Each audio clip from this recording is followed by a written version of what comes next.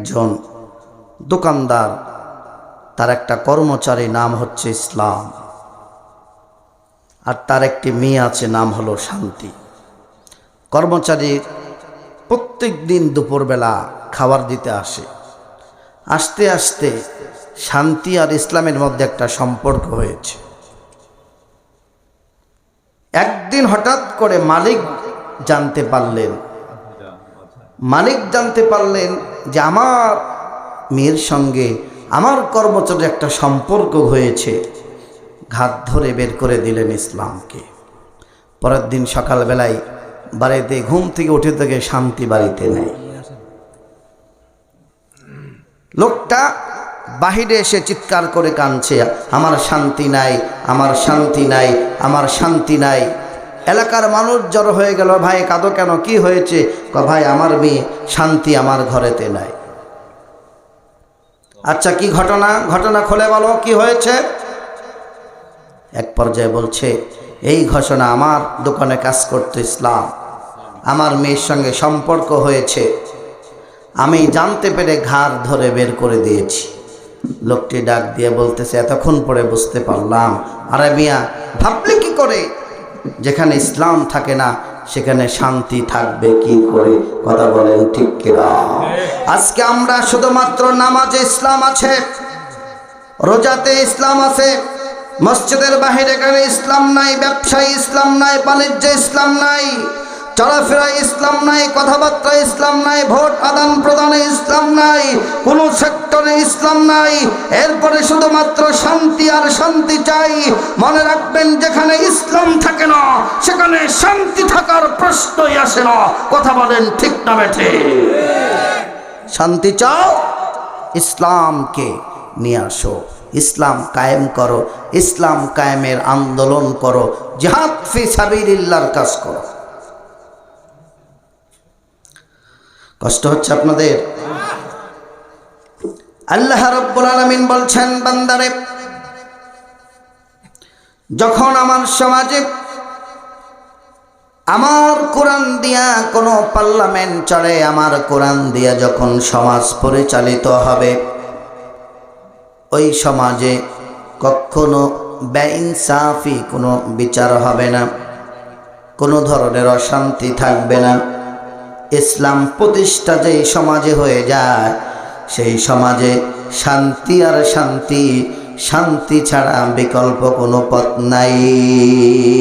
কথা বলেন ঠিক কিনা? আমার মুসলমান ভাইরা, আল্লাহ রাব্বুল আলামিন এজন্য বলছেন, বান্দা যদি শান্তি চাও, আমি যেই জন্য কোরআন পাঠালাম, আমার কোরআনের কাজ করো, ইসলামী আন্দোলনের কাজ করো।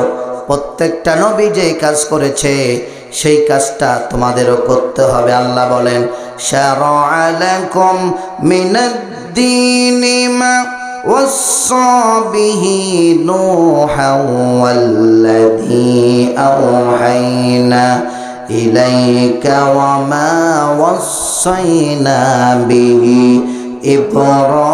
ইব্রাহিমা ওয়া মূসা وعيسى أن أقيموا الدين।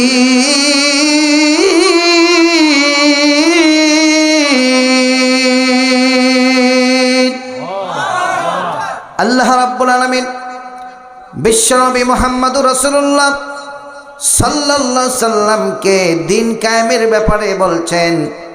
এই দিন কায়েমের ব্যাপারে হযরতে নূহ আলাইহিস সালামকে আদেশ করা হয়েছিল, মূসাকে করা হয়েছিল, ঈসাকে করা হয়েছিল, হযরত ইব্রাহিম আলাইহিস সালামকে করা হয়েছিল।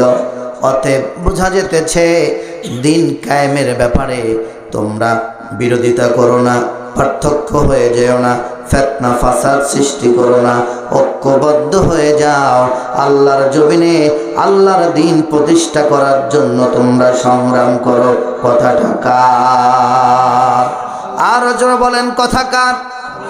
কিন্তু আমরা যারা বসে আছি, নামাজ পড়ি, 5 ওয়াক্ত রোজা রাখি, হজ করি, যাকাত দেই, কিন্তু মুসলমান দিন কায়েমের আন্দোলন করতে রাজি না। আছে না নাই? জোরে বলেন, আছে না নাই? কিন্তু আল্লাহ পাক যেটা ফরজ করেছেন, জিহাদ ফি সাবিলিল্লাহ, আমরা ওই জিহাদ ফি সাবিলিল্লাহর কাজটা আমরা করতে রাজি না। কথা বলেন, আরো জোরে বলেন। একদল ইসলামের জিহাদ ফি সাবিলিল্লাহর কাজ করে, আরেক দল টুপি নিয়ে মারামারি করে। আছে কিনা বলেন?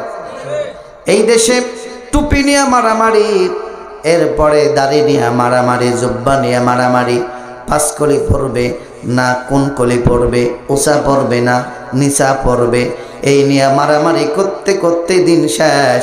ইসলাম কায়েম করবে কি করে? ঠিক কিনা বলেন? অতএব যে যেই টুপি পড়বে, যে যেই রকমভাবে চলুক, অসুবিধা নাই, কিন্তু আমরা মুসলমান, আমাদের কাজ আগামীতে আল্লাহর কোরআন আমরা প্রতিষ্ঠা করব, ঐক্যবদ্ধ হয়ে যাব। কথা বলেন ঠিক কিনা? আমাদের প্রভু এক নবীর উম্মত, জীবন বিধান এক, ওই শিবানী কোরআন। ঠিক কিনা? আমাদের জীবন এক, আমাদের মরণও একটা, কোরআনও একটা, আমাদের আল্লাহ একজন, আমাদের নবী একজন। এজন্য আগামীতে আমরা যতদিন বেঁচে থাকবো শুধু নামাজ পড়ব না, আমরা নামাজ, রোজা, হজ, জাকাতের পাশাপাশি ইসলামী আন্দোলন করব। কথা বলেন ঠিক কিনা? পারবো তো ইনশাল্লাহ? কারা কারা একটু হাত তুলে দেখান। লিল্লাহি তাকবীর। আল্লাহ কবুল করুক, বলেন আমিন। জিহাদ ফি সাবিলিল্লাহ, এই কাজটা আমরা সকলেই ঐক্যবদ্ধ হয়ে করব। আল্লাহ পাক রব্বুল আলামিন আমাদের সকলকে সেই তৌফিক দান করুক, বলেন আমিন। একটু জিকির করেন লা ইলাহা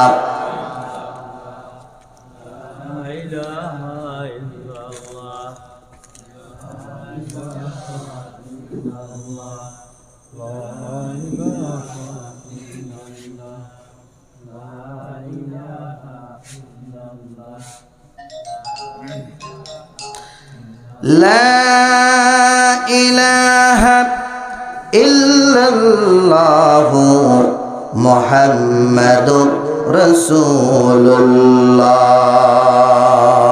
সাল্লাল্লাহু আলাইহি ওয়াসাল্লাম। প্রিয় ভাইরা, দেখেন ইসলামের বিরোধিতা যারাই করেছে আল্লাহ পাক পৃথিবী থেকে তাদেরকে বিদায় করে দিয়েছেন। ঠিক কিনা বলেন? যারা কোরআনের সঙ্গে বিরোধিতা করেছিল আল্লাহ পাক তাদেরকে জমিন থেকে নিশ্চিহ্ন করে দিয়েছে। কথা বলেন ঠিক কিনা? তার একটি দৃষ্টান্ত হচ্ছে, আপনারা দেখেছেন 32 নম্বর। ঠিক কিনা বলেন? আর যারা বলেন ঠিক কিনা? আমার উস্তাদ কোরআনের পাখি আল্লামা সাঈদী বলেছিলেন তার ভবিষ্যৎবাণী, এমন একটা দিন আসবে, এমন এক সময় আসবে, আল্লাহ পাক রব্বুল আলামিন এ দেশ থেকে তাদেরকে বিতাড়িত করবে। কথা বলেন ঠিক কিনা? আজকে দেখেন আল্লামা সাঈদীর সেই ভবিষ্যৎবাণী কাটায় কাটায় মিলে গিয়েছে। আল্লাহ পাক তাদেরকে বাংলাদেশ থেকে বিতাড়িত শুধু করেই নাই, এদেশ থেকে তাদের কোনো চিহ্ন পর্যন্ত রাখবে না। কথা বলেন ঠিক কিনা?